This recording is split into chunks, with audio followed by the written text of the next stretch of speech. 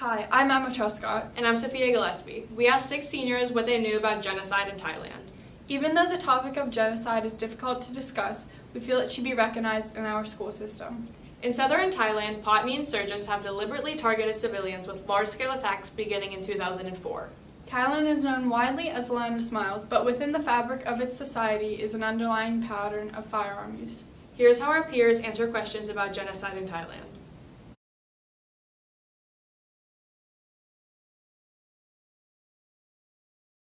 Like cartoons and candy? To be honest, I don't know much about Thailand. I know it's close to Vietnam and Cambodia, it's Southern Asia. It's very tropical because it's almost completely surrounded by water. Thai food. Elephants and, all that good stuff. I think of how pretty it is because I see a lot of pictures of it. Probably just rural area, fields. I don't think of Thailand as much of a developed country.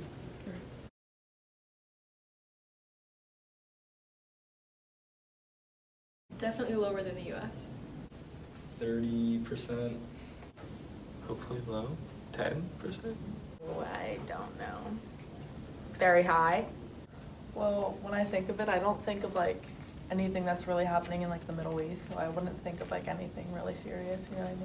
Not high. It's 3.5%. What? Is that low? Yeah.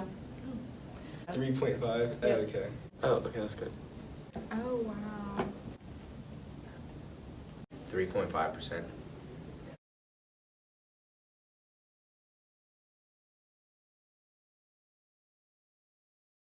One being the most risk.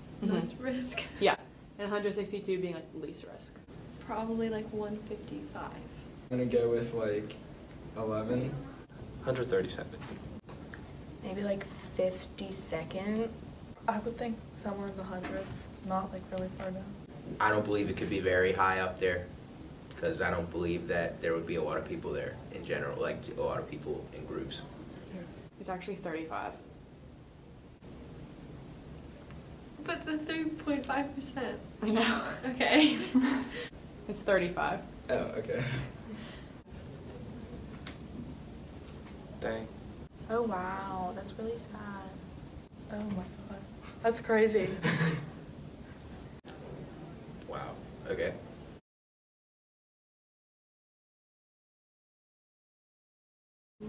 Based on what you're saying, more. Less. Less. Definitely less. Less. I would say it would have to be less. It's more than twice as high. Oh. Wait, the gun death rate? Yeah. Oh, okay. Oh, okay. High. Oh, wow. Dang. Oh my god. That's crazy. But I feel there's just so much going on here. Really.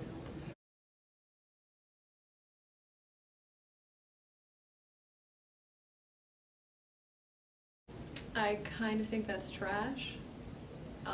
If guns made people equal, then they would not kill each other with them.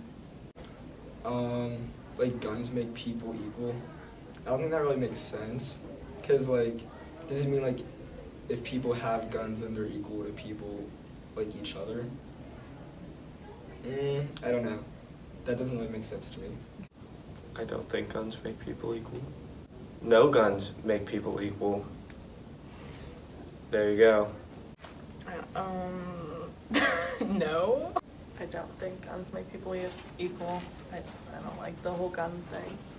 I think that people are born equal already, but I think that guns are a tool and are used like other tools, but some people, I think if anything, guns would make you more powerful than someone, but I don't think they themselves make people equal. I think that people are born equal.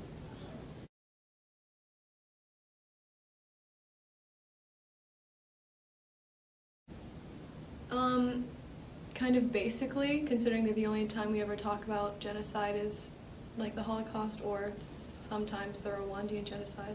So we kind of just gloss over it with the basics just being the big ones. I think having like this class, like the Holocaust class, is very good because a lot of schools don't have that. So I think probably brings more awareness, and like what Mr. Haberman does, I feel like more people are like aware of it than in other schools. It doesn't, except Mr. Haberman. With that new class, multicultural studies, I think that's a great thing that you are doing. Kudos to you. But I don't think we learned enough about it at all. I don't even think we spent more than a couple of days on the Holocaust in like our history class or any other genocide. Well, I didn't really learn about it until I actually chose to take the Holocaust class. That's where I really started learning about it, because before that, barely anything. Maybe like a chapter in my freshman year, but that was it.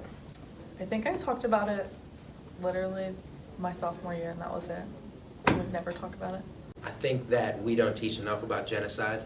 I think that the term genocide was not fully explained or described until I was in one of Mr. Haberman's classes, and I think that it's an important thing to talk about because it's something that definitely doesn't go on immediately around us, and if it does, we don't see it and we're blind to it. But I think that if we shelter ourselves from difficult subjects, then when we're faced with the effects of those difficult subjects, for example, if we were to be put into a genocide ourselves, if somebody were to come directly at us, then we would be completely blindsided, and it would, you know, be the fear of God. It'd be something unimaginable.